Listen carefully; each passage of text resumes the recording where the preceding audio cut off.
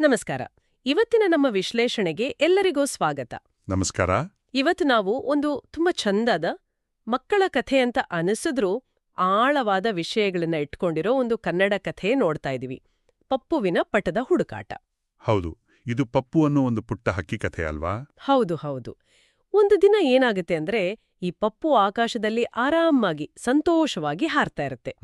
ಹಾಗೆ ಗಾಳಿಲಿ ತೇಲ್ತಾ ಆಟ ಆಡ್ತಾ ಇರ್ಬೇಕಾದ್ರೆ ಪಕ್ಕದಿಂದ ಒಂದು ನೀಲಿ ಹಳದಿ ಬಣ್ಣದ ಪಟ ಅದು ಪಟ ಪಟ ಪಟ ಅಂತ ಶಬ್ದ ಮಾಡ್ಕೊಂಡ್ ಬಂದು ಪಪ್ಪುವಿನ ಮೇಲೆ ಬೀಳುತ್ತೆ. ಅಂತೆ ಪಪ್ಪುವಿನ ಹತ್ರ ಇದ್ದ ಅವನ ಸ್ವಂತ ಅದು ಹಗುರವಾದ ಗೋಳಗೋಣಿಯ ಹಕ್ಕಿಪಟ ಇತ್ತಲ್ಲ, ಅದು ಕೆಳಗೆ ಬಿದ್ದು ಹೋಗುತ್ತೆ. ಅಯ್ಯಯ್ಯೋ ಪಾಪ, ಸಡನ್ ಆಗಿ ಹಾಗಾದ್ರೆ ಶಾಕ್ ಆಗಿರ್ಬೇಕಲ್ವಾ? ಖಂಡಿತ. ಪಪ್ಪುಗೆ ತುಂಬಾನೇ ದುಃಖ ಆಗುತ್ತೆ. ಅಯ್ಯೋ, ನನ್ ಪಟ ಹೋಯ್ತಲ್ಲ ಅಂತ ಕಳವಳಗೊಳ್ತಾನೆ. ಸಹಜ ಅದು. ಆದ್ರೆ ಕಥೆಯಲ್ಲಿ ನಿಲ್ಲಲ್ಲ. ಪಪ್ಪು ಸುಮ್ನೆ ಕೂರಲ್ಲ. ತನ್ನ ಪಟವನ್ನ ಹುಡುಕಬೇಕು ಅಂತ ಹೊರಡ್ತಾನೆ. ಇದೇ ಅವನ ಪಯಣದ ಶುರು. ಹೌದು, ಇದು ಬಹಳ ಮುಖ್ಯವಾದ ಅಂಶ ನೋಡಿ. ಆ ಒಂದು ಕ್ಷಣದ ನಷ್ಟ, ಆ ದುಃಖ, ಅದರಿಂದ ಹೊರಗೆ ಬಂದು ಏನೋ ಮಾಡಬೇಕು, ಹುಡುಕಬೇಕು ಅನ್ನೋ ಆ ನಿರ್ಧಾರ ಇದೆಯಲ್ಲ, ಅದೇ ಅದು ಆ ಕ್ಷಣದಲ್ಲಿ ಬರೋದಿದೆಯಲ್ಲ, ಅದು ತುಂಬಾನೇ ಇಂಪ್ರೆಸಿವ್. ಸರಿ, ಹಾಗಾದ್ರೆ ಈ ಹುಡುಕಾಟ ಹೇಗೆ ಶುರುವಾಗುತ್ತೆ? ಮೊದಲು ಎಲ್ಲಿಗೆ ಹೋಗ್ತಾನೆ ಪಪ್ಪು? ಕಥೆ ಪ್ರಕಾರ ಅವನು ಜಾಸ್ತಿ ದೂರ ಹೋಗಲ್ಲ. ಮೊದಲು ಹತ್ರದಲ್ಲೇ ಒಂದು ಮರ ಇರುತ್ತೆ, ಅಲ್ಲಿಗೆ ಹೋಗ್ತಾನೆ. ಆ ಮರದ ಹತ್ರ? ಹೌದು. ಅಲ್ಲಿ ಗಜ್ಜುಬುಚ್ಚಿ ಅಂತ ಇನ್ನೊಂದು ಹಕ್ಕಿ ಕೂತಿರುತ್ತೆ. ಅವಳನ್ನ ಕೇಳ್ತಾನೆ ಪಪ್ಪು, ಗಜ್ಜುಬುಚ್ಚಿ ತಾಯಿ, ನೀನ್ ನನ್ನ ಪಟ ಎಲ್ಲಾದ್ರೂ ನೋಡಿದ್ಯಾ ಅಂತ. ಓ ಹಾಗೇನಾ? ಅದಕ್ಕೆ ಆ ಗಜ್ಜುಬುಚ್ಚಿ ಏನ್ ಹೇಳುತ್ತೆ? ಅವಳು ಟವ್ವಾ ಟವ್ವಾ, ಇಲ್ಲ ಪಪ್ಪು, ಕಾಣ್ಲಿಲ್ಲಪ್ಪ ಅಂತಾಳೆ. ಆದ್ರೆ ಸುಮ್ನೆ ಆಗಲ್ಲ, ಒಂದು ಸಲಹೆ ಕೊಡ್ತಾಳೆ. ಏನ್ ಸಲಹೆ ಅದು? ಅವಳು ಹೇಳೋದು, ನೀನು ಜೋರಾಗಿ ಕೂಗಿ ನೋಡು, ನಿನ್ನ ಪಟಕ್ಕೆ ನಿನ್ನ ಮೇಲೆ ಪ್ರೀತಿ ಇದ್ರೆ ಅದೇ ನಿನ್ನತ್ರ ವಾಪಸ್ ಬರ್ಬೋದು ಅಂತ. ಇದು ಸ್ವಲ್ಪ ವಿಚಿತ್ರವಾಗಿಲ್ವಾ? ಕೂಗಿದ್ರೆ ಪಟ ಬರುತ್ತಾ? ಅದಕ್ಕೆ ಪ್ರೀತಿ ಇರುತ್ತಾ? ಹೌದು, ನೋಡಕ್ಕೆ ಹಾಗೆ ಅನ್ಸುತ್ತೆ. ತರ್ಕಕ್ಕೆ ನಿಲುಕದಲ್ವಾ? ಆದ್ರೆ ಬಹುಶಃ ಇದನ್ನ ಬೇರೆ ರೀತಿ ಯೋಚನೆ ಮಾಡಬಹುದು. ಅಂದ್ರೆ ಹೇಗೆ? ನಮ್ಮ ಆಸೆಗಳನ್ನ, ನಮ್ಮ ಕಷ್ಟಗಳನ್ನ ಧೈರ್ಯವಾಗಿ ಹೇಳಿಕೊಳ್ಬೇಕು ಅನ್ನೋ ಒಂದು ಏನೋ ಸಂಕೇತ ಇರ್ಬೋದಾ? ಅಥವಾ ಒಂದು ಹಕ್ಕಿಯ ಲೋಕದಲ್ಲಿ ಕೂಗೋದು ಅಂದ್ರೆ ಗಮನ ಸೆಳೆಯೋದು, ಬೇರೆಯವರಿಗೆ ತಿಳಿಸೋದು, ಆ ಅರ್ಥದಲ್ಲೂ ಇರ್ಬೋದು. ಓ ಹೌದು ಹೌದು. ಅಂದ್ರೆ ಡೈರೆಕ್ಟ್ ಆಗಿ ಪಟ ಸಿಗೋದ್ವಾರಿ ಅಲ್ದಿದ್ರು ಒಂದ್ ರೀತಿ ಧೈರ್ಯ ಹೇಳ್ದಾಗಾಯ್ತಲ್ವಾ? ತನ್ನ ಉದ್ದೇಶವನ್ನ ಇನ್ನೊಮ್ಮೆ ಹೇಳ್ಕೊಂಡ ಹಾಗೆ. ಖಂಡಿತ. ಅಥವಾ ಪ್ರಯತ್ನ ಮಾಡು, ಸುಮ್ನೆ ಕೂರ್ಬೇಡ ಅನ್ನೋ ಪ್ರೇರಣೆ ಅಷ್ಟೇ ಆಗಿರ್ಬೋದು. ಆದ್ರೆ ಈ ಸಲಹೆಯಿಂದ ಪಟ ಸಿಗಲ್ಲ, ಪಪ್ಪು ನಿಲ್ಲಲ್ಲ. ಸರಿ, ಈ ಸಲಹೆ ವರ್ಕ್ ಆಗ್ಲಿಲ್ಲ. ಆಮೇಲೆ ಎಲ್ಲಿಗೆ ಹೋಗ್ತಾನೆ? ಕಾಡಿನ ಕಡೆನಾ? ಹೌದು, ಅವನು ಹುಡುಕಾಟ ಮುಂದುವರಿಸ್ತಾನೆ. ಕಾಡಿನ ಅಂಗಳಕ್ಕೆ ಹೋಗ್ತಾನೆ. ಅಲ್ಲಿ ಅವನಿಗೆ ಒಂದು ಬೂದು ಕಪ್ಪೆ ಕಾಣಿಸುತ್ತೆ.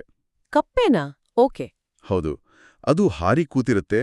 ಪಪ್ಪು ಅದನ್ನೂ ಕೇಳ್ತಾನೆ, ಕಪ್ಪೆ ಅಣ್ಣ, ನನ್ನ ಪಟ ನೀನೆಲ್ಲಾದ್ರೂ ನೋಡಿದ್ಯಾ ಅಂತ. ಕಪ್ಪೆ ಉತ್ತರ. ಕಪ್ಪೆನು ಕೋಳ್, ಇಲ್ಲ ಪಪ್ಪು, ನಾನ್ ನೋಡಿಲ್ಲ ಅಂತ ಹೇಳುತ್ತೆ. ಆದ್ರೆ ಅದು ಒಂದು ಸಲಹೆ ಕೊಡುತ್ತಾ? ಹೌದು, ಕಪ್ಪೆ ಕೂಡ ಒಂದು ಸಲಹೆ ಕೊಡುತ್ತೆ. ಆದ್ರೆ ಇದು ಗಜ್ಜುಬುಚ್ಚಿ ಹೇಳಿದ ಹಾಗಲ್ಲ. ಇದು ಸ್ವಲ್ಪ ಪ್ರಾಕ್ಟಿಕಲ್ ಅನ್ಸುತ್ತೆ. ಹೌದಾ? ಏನ್ ಹೇಳುತ್ತೆ? ಕಪ್ಪೆ ಹೇಳುತ್ತೆ, ನೀನು ಹತ್ರದಲ್ಲೇ ಕೆರೆ ಇದೆಯಲ್ಲ, ಅಲ್ಲಿ ಹೋಗಿ ನೋಡು. ಪಟ ಅಗುರ ಅಲ್ವಾ? ಗಾಳಿ ಜೊತೆ ಅಲ್ಲಿಗೆ ಹೋಗಿರ್ಬೋದು ಅಂತ. ಹೋ, ಇದು ಸ್ವಲ್ಪ ಲಾಜಿಕಲ್ ಆಗಿದೆ ಅಲ್ವಾ?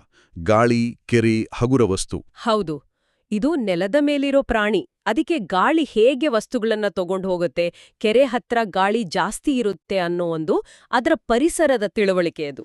ಅಂದ್ರೆ ಗಜ್ಬೂಚಿ ಸಲಹೆ ಸ್ವಲ್ಪ ಭಾವನಾತ್ಮಕ ಇಲ್ಲ ಧ್ವನಿ ಆಧಾರಿತ ಇದ್ರೆ, ಕಪ್ಪೆ ಸಲಹೆ ಪರಿಸರ, ಕಾರಣಕಾರ್ಯ ಸಂಬಂಧದ ಮೇಲೆ ಇದೆ. ನಿಖರವಾಗಿ. ಪಪ್ಪುಗೆ ಈಗ 2 ಬೇರೆ ಬೇರೆ ತರದ ಯೋಜನೆಗಳು ಸಿಕ್ಕಿದ ಹಾಗಾಯ್ತು. ಇದೇ ಕಥೆಯ ಸ್ವಾರಸ್ಯ ನೋಡಿ. ಪ್ರತಿಯೊಬ್ಬರ ಸಲಹೆ ಅವರವರ ಅನುಭವ, ಜ್ಞಾನದ ಮೇಲೆ ಇರುತ್ತೆ. ನಿಜ. ಸರಿ, ಕಪ್ಪೆ ಎಳ್ದಾಗೆ ಕೆರೆ ಹತ್ರ ಹೋದ್ನ ಪಪ್ಪು. ಹೌದು, ಕೆರೆ ಹತ್ರ ಹೋಗ್ತಾನೆ. ಅಲ್ಲಿ ಯಾರು ಸಿಗ್ತಾರೆ? ಯಾರು? ಅಲ್ಲಿ ಚಿನಿ ಅಂತ ಒಂದು ಮೀನು ನೀರಿನಲ್ಲಿ ಆಟಾಡ್ತಾ ಇರುತ್ತೆ. ಓ, ಮೀನು. ಸರಿ, ಅದನ್ನೂ ಕೇಳ್ತಾನಾ? ಹೌದು, ಅದನ್ನೂ ಕೇಳ್ತಾನೆ. ಚಿನ್ನಿ, ನನ್ನ ಹಗುರವಾದ ಪಟ ನೋಡ್ದಿಯಾ ಅಂತ. ಚಿನ್ನಿ ಉತ್ತರನೋದೆ, ಚೂಚುಚು, ಇಲ್ಲ ಪಪ್ಪು, ನೋಡಿಲ್ಲ. ಆದ್ರೆ ಬಹುಶಃ ಚಿನ್ನಿನೂ ಒಂದು ಸಲಹೆ. ಕರೆಕ್ಟ್, ಚಿನ್ನಿ ಕೂಡ ಒಂದು ಸಲಹೆ ಕೊಡುತ್ತೆ. ನೋಡಿ, ಇದು ಮತ್ತೆ ಬೇರೆ ತರ ಇದೆ. ಅದು ಹೇಗೆ? ಚಿನ್ನಿ ಹೇಳುತ್ತೆ, ನೀನು ಗಾಳಿ ಯಾವ ದಿಕ್ಕಿಗೆ ಬೀಸ್ತಾ ಇದೆಯೋ ಆ ದಿಕ್ಕಿನಲ್ಲಿ ಹಾರಿ ನೋಡುವಂತ. ಅಬ್ಬಾ, ಇದು ಇನ್ನೂ ಸ್ಪೆಸಿಫಿಕ್ ಆಯ್ತು. ಗಜ್ಜುಬೂಚಿ ಕೂಗು ಅಂದ್ಲು, ಕಪ್ಪೆ ಜಾಗ ಕೆರೆ ಹೇಳಿತು, ಈಗ ಮೀನು ಗಾಳಿಯ ದಿಕ್ಕು ಹೇಳ್ತಾ ಇದೆ. ಹೌದು, 3 ಬೇರೆ ಜೀವಿಗಳು, 3 ಬೇರೆ ಪರಿಸರಗಳು, 3 ಬೇರೆ ದೃಷ್ಟಿಕೋನಗಳು. ಪಪ್ಪುಗೆ ಗೊಂದಲ ಆಗಿರಲ್ವಾ? ಅದೇ ನಾನ್ ಕೇಳ್ಬೇಕು ಅನ್ಕೊಂಡೆ. ಆಗಿರ್ಬೋದು ಸ್ವಲ್ಪ. ಆದ್ರೆ ಪಪ್ಪು ಯಾವುದನ್ನೂ ತಳ್ಳಿ ಹಾಕಲ್ಲ ನೋಡಿ, ಎಲ್ಲವನ್ನೂ ಕೇಳ್ತಾ ಹೋಗ್ತಾನೆ. ಕೊನೆಗೆ ಚಿನ್ನಿ ಹೇಳಿದ ಹಾಗೆ ಗಾಳಿಯ ಮೇಲೆ ಗಮನ ಇಡ್ತಾನೆ. ಆಮೇಲೆ ಇಲ್ಲಿಂದ ಕಥೆ ಬೇರೆ ಲೆವೆಲ್ಗೆ ಹೋಗುತ್ತೆ ಅಲ್ವಾ? ಅವನು ಪ್ರಾಣಿಗಳನ್ನ ಕೇಳೋದು ಬಿಟ್ಟು ಹೌದು, ನೇರವಾಗಿ ಗಾಳಿಯನ್ನೇ ಕೇಳ್ತಾನೆ. ಗಾಳಿ ತಂಗಿ, ನನ್ನ ಪಟ ನೀನೇನ ತಗೊಂಡ್ ಹೋದೆ ಅಂತ. ವಾಹ್, ಇದು ಬಹಳ ಚೆನ್ನಾಗಿದೆ. ಸಮಸ್ಯೆಗೆ ಕಾರಣ ಆಗಿದ್ದ ಶಕ್ತಿಯನ್ನೇ ಕೇಳೋದು. ಹೌದು, ಯಾವುದು ಪಟವನ್ನ ತಂದು ಇವನ್ ಪಟ ಹೋಗೋಕೆ ಕಾರಣ ಆಯ್ತೋ, ಯಾರು ಇವನ್ ಪಟವನ್ನ ಹಾರಿಸ್ಕೊಂಡು ಹೋಯ್ತೋ ಅದನ್ನೇ ನೇರವಾಗಿ ಪ್ರಶ್ನೆ ಮಾಡ್ತಾನೆ. ಗಾಳಿ ಉತ್ತರ ಕೊಡುತ್ತಾ? ಆಶ್ಚರ್ಯ ಅಂದ್ರೆ ಕೊಡುತ್ತೆ. ಗಾಳಿ ಹೇಳುತ್ತೆ, ಸೋ ಹೌದು ಪಪ್ಪು, ನಿನ್ನ ಪಟ ಗಾಳಿಯಲ್ಲೇ ಹಾರಿ ಹೋಯ್ತು. ಆದ್ರೆ ಕೆಳಗೆ ಬಿದ್ದಿಲ್ಲ, ಹಾಳಾಗಿಲ್ಲ, ಇನ್ನೂ ಹಾರ್ತಾ ಇದೆ. ಅಲ್ಲಿ ನೋಡು, ಆ ಎಲೆಗಳ ಮೇಲೆ ಮೆಲ್ಲಗೆ ಜಾರಿದೆ. ಅಬ್ಬಬ್ಬಾ, ಕೊನೆಗೂ ಸಿಕ್ತು. ನಿರ್ಣಾಯಕವಾದ ಸುಳಿವು. ಗಾಳಿಯೇ ಹೇಳ್ಬಿಡ್ತು. ಹೌದು, ಇದು ಜೀವನದಲ್ಲೂ ಹೀಗಾಗ್ಬೋದಲ್ವಾ? ಕೆಲವೊಮ್ಮೆ ಸಮಸ್ಯೆಯ ಮೂಲದಲ್ಲೇ ಪರಿಹಾರದ ದಾರಿನೂ ಇರುತ್ತೆ. ನಾವು ಅದನ್ನ ಗುರುತಿಸ್ಬೇಕಷ್ಟೇ. ನಿಜ. ಗಾಳಿ ಹೇಳಿದ ಕಡೆ ಪಪ್ಪು ನೋಡ್ತಾನೆ. ಮರದ ಎಲೆಗಳ ಮೇಲೆ ಒಂದು ದೊಡ್ಡ ಬಳ್ಳಿ ಇರುತ್ತೆ. ಅಲ್ಲಿ ಅವನ್ ಪಟ. ಹೌದು, ಪಟಪಟಪಟ ಅಂತ ಅವನ್ ಪಟ ಅಲ್ಲೇ ಇರುತ್ತೆ. ಪಪ್ಪುಗಾಗೋ ಸಂತೋಷ. ಅಯ್ಯಯ್ಯೋ, ಅಲ್ಲೇ ಇದೆ ಅಂತ ಕೂಗಿ ಸಣ್ಣ ರೆಕ್ಕೆ ಬಡಿತದಿಂದ ಹಾರಿ ಹೋಗಿ ಅದನ್ನ ಹಿಡ್ಕೊಳ್ತಾನೆ. ಹೌದು, ಅವನ ಹುಡುಕಾಟ ಸಕ್ಸಸ್. ಹೀಗೆ ನೋಡಿ, ಗಜ್ಜುಬೂಚಿಯ ಪ್ರೇರಣೆ, ಕಪ್ಪಿಯ ಲಾಜಿಕ್, ಮೀನಿನ ಡೈರೆಕ್ಷನ್, ಕೊನೆಗೆ ಗಾಳಿಯ ಸ್ಪಷ್ಟ ಮಾಹಿತಿ ಎಲ್ಲಾ ಸೇರಿ ಪಪ್ಪು ತನ್ನ ಪಟವನ್ನ ಮತ್ತೆ ಪಡ್ಕೊಳ್ತಾನೆ. ತುಂಬಾ ಚೆನ್ನಾಗಿದೆ ಈ ಪಯಣ. ಹಾಗಾದ್ರೆ ಒಟ್ಟಾರೆಯಾಗಿ ಈ ಕಥೆಯಿಂದ, ಈ ಪಯಣದಿಂದ ನಾವು ಏನ್ ಕಲಿಬೋದು? ಇದರ ಸಾರಾಂಶ ಏನು? ಮೊದಲನೇದು, ತುಂಬಾ ಮುಖ್ಯವಾದದ್ದು ಅಂದ್ರೆ, ಕಷ್ಟ ಬಂದಾಗ, ಏನಾದ್ರೂ ಕಳ್ಕೊಂಡಾಗ ಧೃತಿಗೆಡಬಾರ್ದು, ಪ್ರಯತ್ನ ಪಡ್ತೇ ಇರಬೇಕು. ಪಪ್ಪು ದುಃಖಪಟ್ರೂ ಹುಡುಕೋಕೊರಟ ಅಲ್ವಾ? ಹೌದು, ಆ ದೃಢ ನಿಶ್ಚಯ. ಎರಡನೇದು, ಸಹಾಯ ಕೇಳೋದ್ರಲ್ಲಿ ಹಿಂಜರಿಬಾರ್ದು. ಪಪ್ಪು ದಾರಿಯಲ್ಲಿ ಸಿಕ್ಕಿದ ಎಲ್ಲರನ್ನೂ ಕೇಳಿದ. ಗಜ್ಜುಬೂಚಿ, ಕಪ್ಪೆ, ಮೀನು, ಯಾರ ಸಲಹೆನೂ ವೇಸ್ಟ್ ಆಳಿಲ್ಲ ನೋಡಿ. ಒಂದೊಂದು ಸಲಹೆನೂ ಅವನನ್ನ ಮುಂದೆ ತಳ್ತು. ಇಲ್ಲಿ ಇನ್ನೊಂದು ವಿಷಯ ಇದೆ ಅಲ್ವಾ?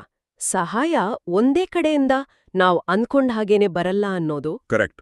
ಬೇರೆ ಬೇರೆ ತರಹದ ಜೀವಿಗಳಿಂದ, ಬೇರೆ ಬೇರೆ ದೃಷ್ಟಿಕೋನಗಳಿಂದ ಸಲಹೆ ಬಂತು. ಕೊನೆಗೆ ಪ್ರಕೃತಿಯ ಶಕ್ತಿ ಗಾಳಿಯೇ ಸಹಾಯ ಮಾಡಿತು. ಇದು ನಮಗೂ ಅನ್ವಯಿಸುತ್ತೆ.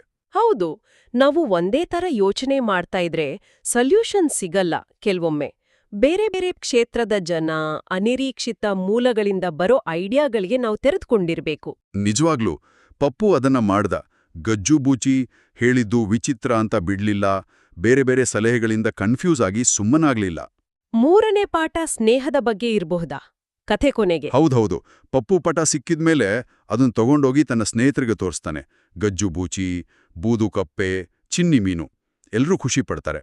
ಆವಾಗ ಪಪ್ಪು ಒಂದ್ ಮಾತ್ ಹೇಳ್ತಾನಲ್ಲ, ಅದು ತುಂಬಾ ಚೆನ್ನಾಗಿದೆ. ಅದೇ, ಪಟ ಹಾರೋದು ಒಂದಷ್ಟು ಮಜಾ, ಆದ್ರೆ ಸ್ನೇಹಿತರ ಸಹಾಯ ಇನ್ನೂ ಮಜಾ ಅಂತ. ಅಂದ್ರೆ ಗುರಿ ಮುಟ್ಟೋದು ಖುಷಿ ಕೊಡತ್ತೆ, ನಿಜ. ಆದ್ರೆ ಆ ಗುರಿ ಮುಟ್ಟಕ್ಕೆ ಸಹಾಯ ಮಾಡ್ದವ್ರು, ಜೊತೆಗಿದ್ದವ್ರು, ಆ ಸ್ನೇಹ ಇದೆಯಲ್ಲ, ಅದು ಅದಕ್ಕಿಂತ ದೊಡ್ಡ ಖುಷಿ ಅಂತ. ಪರ್ಫೆಕ್ಟ್. ಬರೀ ರಿಸಲ್ಟ್ ಅಲ್ಲ, ಆ ಪ್ರಾಸೆಸ್, ಅದರಲ್ಲಿ ಸಿಕ್ಕಿದ ಬೆಂಬಲ, ಅದು ಮುಖ್ಯ ಅನ್ನೋ ಅರಿವು ಅವನಿಗೆ ಬರುತ್ತೆ. ಕತೆ ಕೊನೆಯಲ್ಲಿ ಹೇಳೋ ಹಾಗೆ, ಪಟ ಅನ್ನೋದು ನಮ್ಮ ಕನಸುಗಳು, ಆಸೆಗಳು ಇದ್ದ ಹಾಗೆ. ಅವು ಹಾರಬೇಕು ಅಂದ್ರೆ ಸ್ನೇಹ, ಸಹಾಯ ಮತ್ತು ನಿರಂತರ ಪ್ರಯತ್ನ ಅನ್ನೋದಾರಬೇಕು. ಖಂಡಿತ. ಇನ್ನೊಂದು ಚಿಕ್ಕ ವಿಷಯ, ಆ ನೀಲಿ ಹಳದಿ ಪಟ ಇದೆಯಲ್ಲ, ಮೊದಲು ಬಂದು ಬಿದ್ದಿದ್ದು, ಅದ್ರ ಬಗ್ಗೆ ಕತೆ ಏನು ಹೇಳಲ್ಲ. ಅದ್ ಯಾರ್ದು, ಎಲ್ಲಿಂದ ಬಂತು? ಅದು ಕೂಡ ಒಂದು ಇಂಟ್ರೆಸ್ಟಿಂಗ್ ಪಾಯಿಂಟ್. ಬಹುಶಃ ಅದು ಜೀವನದಲ್ಲಿ ಬರುವ ಅನಿರೀಕ್ಷಿತ ಅಡೆತಡೆಗಳು, ಬೇರೆಯವರ ಕೆಲಸಗಳಿಂದ ನಮ್ಗಾಗುವ ಪರಿಣಾಮಗಳು, ಅದರ ಸಂಕೇತ ಇರ್ಬೋದೇನೋ. ಹೌದು, ಸಾಧ್ಯ ಇದೆ. ಆದ್ರೆ ಪಪ್ಪು ಅದ್ರ ಬಗ್ಗೆ ಯೋಚನೆ ಮಾಡ್ತಾ ಕೂರ್ಲಿಲ್ಲ ನೋಡಿ. ತನ್ನ ಕೆಲಸದ ಮೇಲೆ, ಅಂದ್ರೆ ಪಟ ಹುಡುಕೋದ್ರ ಮೇಲೆ ಗಮನ ಇಟ್ಟು ಸವಾಲುಗಳನ್ನ ಹೇಗೆ ಎದುರಿಸಬೇಕು ಅನ್ನೋದಕ್ಕೂ ಇದೊಂದು ಉದಾಹರಣೆ. ಒಟ್ಟಿನಲ್ಲಿ ಈ ಪಪ್ಪುವಿನ ಪಟದ ಹುಡುಕಾಟ ಕತೆ ಸರಳವಾಗಿ ಕಂಡ್ರೂ ಪರಿಶ್ರಮ, ಸಹಾಯ ಕೇಳೋದು, ಬೇರೆ ಬೇರೆ ದೃಷ್ಟಿಕೋನಗಳನ್ನು ಒಪ್ಪಿಕೊಳ್ಳೋದು, ಸ್ನೇಹದ ಬೆಲೆ ಮತ್ತೆ ಅನಿರೀಕ್ಷಿತ ಸವಾಲುಗಳನ್ನು ಎದುರಿಸೋದು, ಹೀಗೆ ತುಂಬಾ ವಿಷಯಗಳನ್ನ ಹೇಳುತ್ತೆ. ಹೌದು, ಮಕ್ಕಳಿಂದ ಹಿಡಿದು ದೊಡ್ಡವರವರೆಗೂ ಎಲ್ಲರೂ ಇದರಿಂದ ಏನಾದರೂ ಒಂದು ಕಲಿಬೋದು. ನಾವು ಮಾತಾಡಿನ ಹಾಗೆ ಪ್ರತಿಯೊಂದು ಪಾತ್ರ, ಪ್ರತಿಯೊಂದು ಸಲಹೆ ಎಲ್ಲದರಲ್ಲೂ ಒಂದು ಅರ್ಥ ಇದೆ. ಹಾಗಾದ್ರೆ ಈ ಚರ್ಚೆಯ ಕೊನೆಯಲ್ಲಿ ಕೇಳುಗರಿಗೆ ಒಂದು ಯೋಚನೆ ಬಿಟ್ಟು ಹೋಗೋದಾದ್ರೆ, ಪಪ್ಪುಗೆ ಅವನ ಪಟ ವಾಪಸ್ ಸಿಕ್ತು. ಆದ್ರೆ ಈ ಹುಡುಕಾಟದ ಅನುಭವದ ನಂತ್ರ ಆ ಪಟ ಅವನಿಗೆ ಮೊದ್ಲು ಕಂಡ ಹಾಗೇನೆ ಕಾಣಿಸ್ತಾ? ಒಳ್ಳೆ ಪ್ರಶ್ನೆ. ಅಥವಾ ಈಗ ಪಟದಲ್ಲಿ ಬರೀ ಬಣ್ಣ, ಕಾಗದ ಅಷ್ಟೇ ಅಲ್ದೆ ಗಜ್ಜುಬೂಚಿಯ ಕೂಗು, ಕಪ್ಪೆ ತೋರ್ಸಿದ ಕೆರೆಯ ದಾರಿ, ಮೀನು ಹೇಳಿದ ಗಾಳಿಯ ದಿಕ್ಕು, ಗಾಳಿಯ ಪಿಸುಮಾತು ಇದೆಲ್ಲ ಸೇರ್ಕೊಂಡಿದ್ಯಾ? ಖಂಡಿತವಾಗಿ ಸೇರ್ಕೊಂಡಿರುತ್ತೆ. ಕಳೆದು ಹೋದ ವಸ್ತು ಸಿಕ್ಕಾಗ ಅದು ಬರೀ ವಸ್ತುವಾಗಿರಲ್ಲ. ಅದು ಆ ಹುಡುಕಾಟದ ನೆನಪಾಗುತ್ತೆ, ಅದರಲ್ಲಿ ಕಲಿತ ಪಾಠಗಳ ಸಂಕೇತವಾಗುತ್ತೆ. ಪಪ್ಪು ಕೂಡ ಬದಲಾಗಿರ್ತಾನೆ.